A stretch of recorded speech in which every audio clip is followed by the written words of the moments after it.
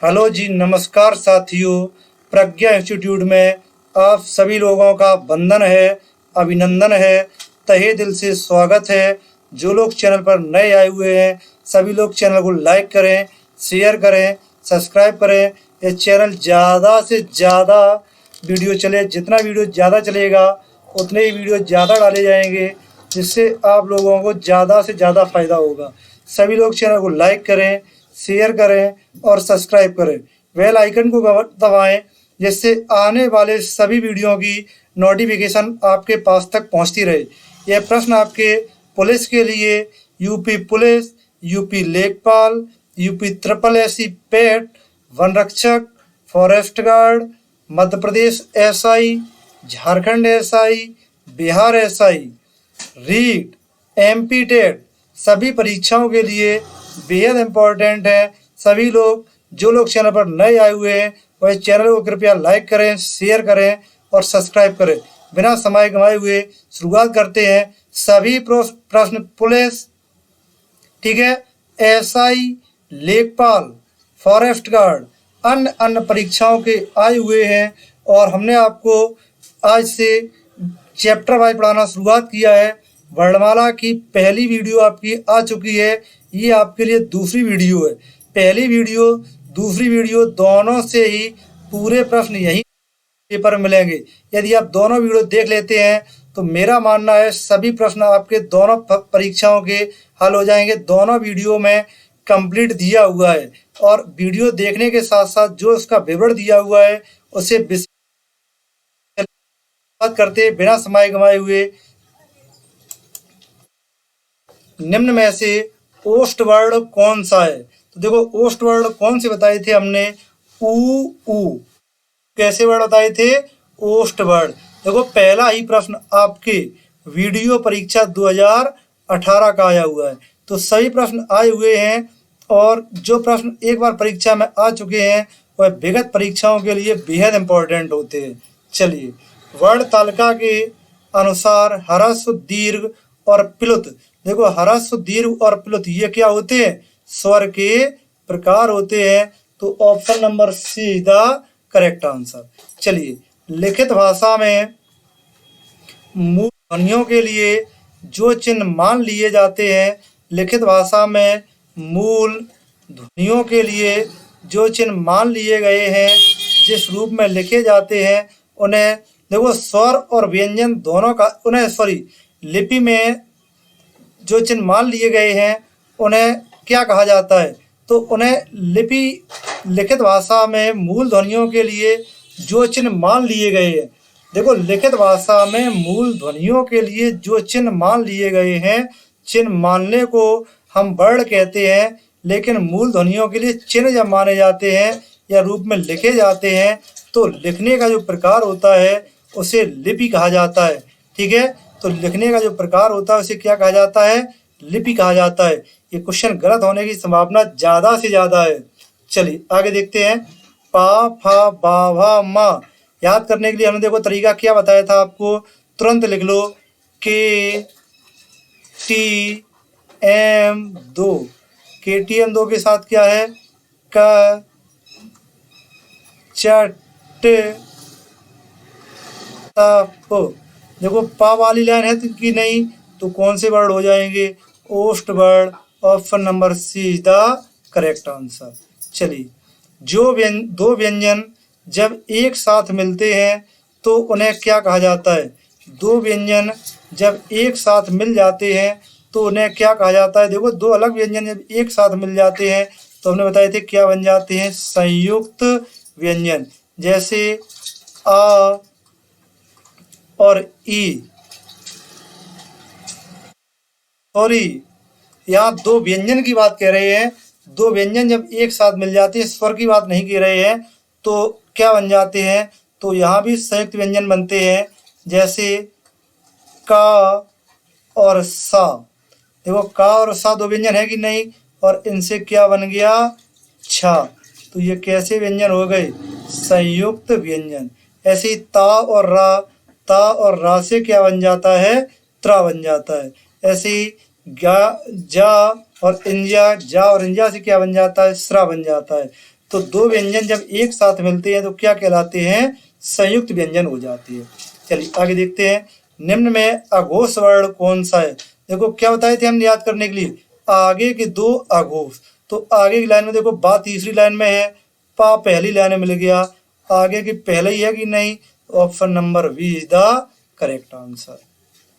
चलिए आगे देखते हैं, जिन स्वरों के उच्चारण में नाक से हवा निकलती है उन्हें क्या कहा जाता है? जब नाक से हवा निकलती है तो अनु का मतलब पीछे होता है और नाक का सिक का मतलब नाक होता है, तो उन्हें क्या कहा जाता है? अनुनासिक। क्या कहा जाता है? अनुनासिक। Option number D is the correct answer. निम्न में से कौन सा अंतस्थ व्यंजन है?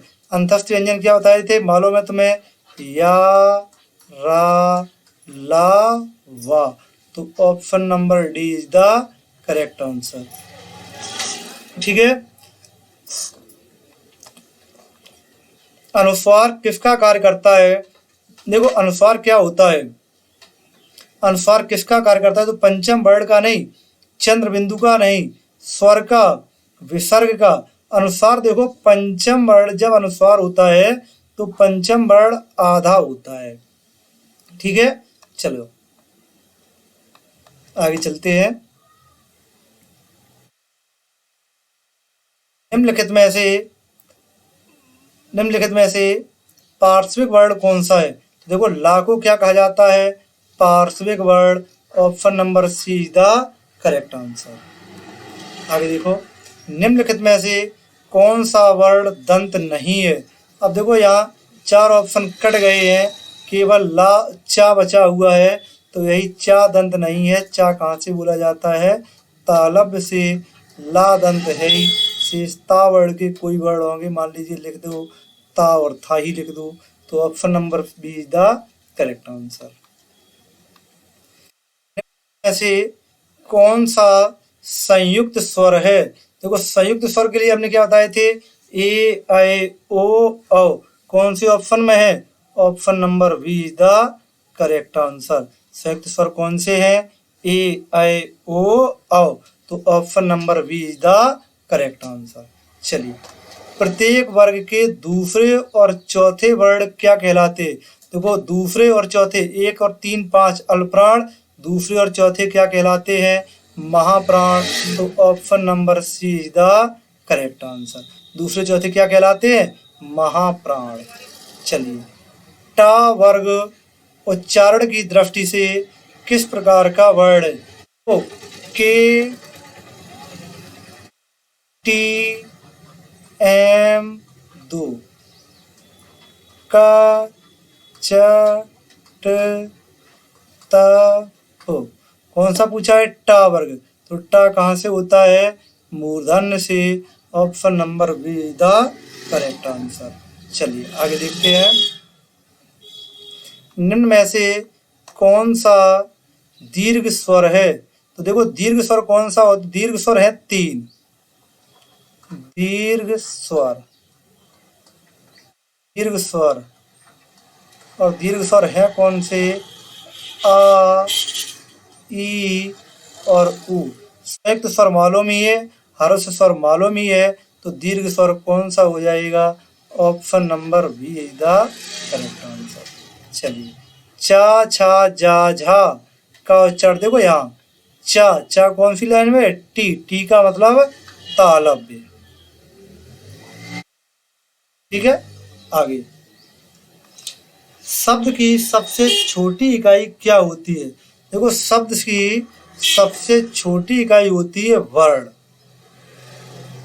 क्योंकि अनेक वर्णों के व्यवस्थित समूह से ही शब्द बनता है। जब तक वर्ण नहीं होंगे तब तक शब्द नहीं होंगे। ठीक है, चलिए, जो वर्ण स्वर की सहायता से बोले जाते हैं उन्हें क्या कहलाते हैं? देखो स्वर की सहायता से बोले जाते हैं, कितनी बार बता चुके, उन्हें क्या कहा जाता है? कहा जाता है। निम्नलिखित में से किस शब्द में री की मात्रा का प्रयोग नहीं हुआ? देखो वृष्टि री की मात्रा है, सॉरी री की मात्रा का प्रयोग हुआ है, तो यहाँ क्या है ऑप्शन? वृष्टि। वृष्टि में री की मात्रा का प्रयोग हुआ है। शेष ये सभी रा है। देखो क्रिया में पूर्ण रा है, क्रिया में पूर्ण रा है और वर्षा में रीफ रा है। ठीक है, चलिए बिना समय गंवाए हुए चलते आगे। व्यंजन को स्वर रहित लिखने के लिए किसका प्रयोग किया जाता है? देखो जब व्यंजन को आप स्वर रहित लिखेंगे तो प्रयोग किया जाएगा हलंत का। किसका? हलंत का। इसीलिए व्यंजनों को हल कहा जाता है। इसीलिए व्यंजनों को व्यंजनों को व्यंजनों को हल कहा जाता है। हल कहा जाता है। कल ये क्वेश्चन सभी लोगों से पूछा जाएगा कि व्यंजनों को क्या कहा जाता है। ठीक है, उससे पता चल जाएगा किन किन लोगों ने इस वीडियो को देखा है। ठीक है, लोग बार बार कह रहे थे सर जी शुरुआत से पढ़ाइए, चैप्टर वाइज पढ़ाइए। चैप्टर वाइज भी शुरुआत कर दी। कल तुम लोगों से निर्णय हो जाएगा कितना पढ़ रहे हो या केवल कंटेंट मंगाने में मजा ले रहे हो। चलिए, भाषा की मूल इकाई क्या होती है? देखो भाषा की मूल इकाई क्या होती है, तो भाषा की मूल इकाई वैसे वर्ड होती है। वर्ड यहाँ ऑप्शन है नहीं, तो यहाँ ऑप्शन क्या दिया हुआ है?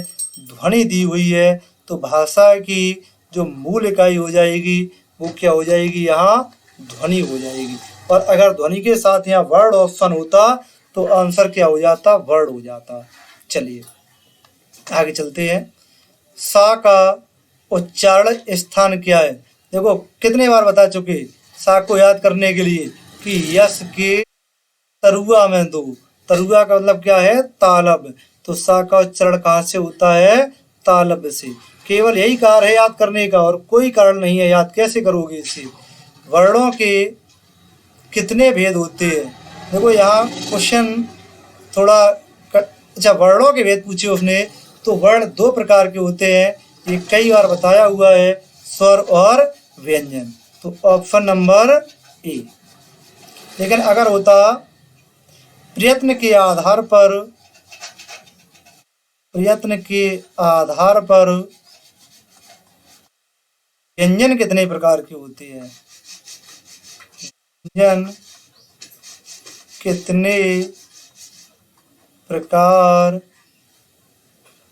के होते हैं? प्रयत्न के आधार पर व्यंजन कितने प्रकार के होते हैं? तो होते 8।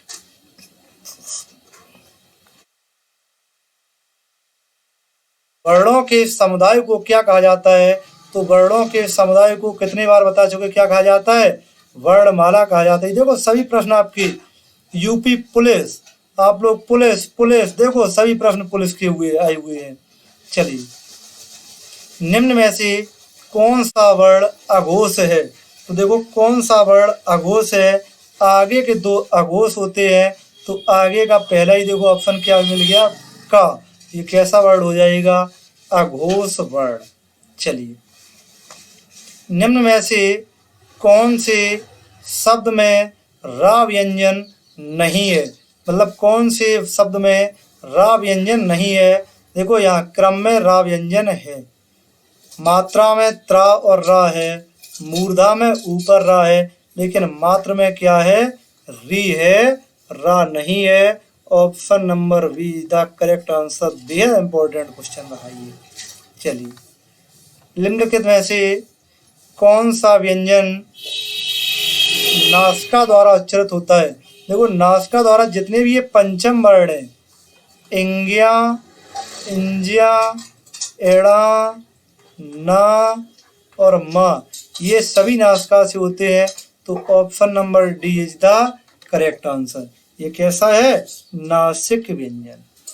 निम्न में से संयुक्त व्यंजन नहीं है। इसमें संयुक्त व्यंजन है नहीं पूछा, संयुक्त व्यंजन नहीं है। देखो क्षेत्रज्ञ है तो या नहीं है। और चौथा संयुक्त व्यंजन क्या हो जाएगा? स्रा। 4 संयुक्त व्यंजन है, क्षेत्रज्ञ और स्रा। चलिए आगे। जिनका उच्चारण केवल दांतों पर जीभ लगने से होता है उन्हें दंत या दंत वर्ण, देखो यहाँ अगर दंत ऑप्शन नहीं होता, वैसे दंत ऑप्शन ज़्यादा अच्छा नहीं है, यहाँ ऑप्शन कट गए हैं, लेकिन अगर ऑप्शन होता, हम आपको बता रहे हैं एक ऑप्शन बतस्य, वर्तस्य, ठीक है, तो यहाँ वर्तस्य ज़्यादा अच्छा ऑप्शन होता, क्योंकि ये वर्ण जिनका उच्चारण ऊपर के दांतों पर जीभ लगने से होता है, ऊपर के दांतों पर जीभ लगने से होता है, उन्हें वर्तस्य वर्ण ही कहा जाता है। और चौथा ऑप्शन होता, अगर यहाँ डी ऑप्शन कोई दिया नहीं है, अपने मन से लिख रहे हैं, इनमें से कोई नहीं,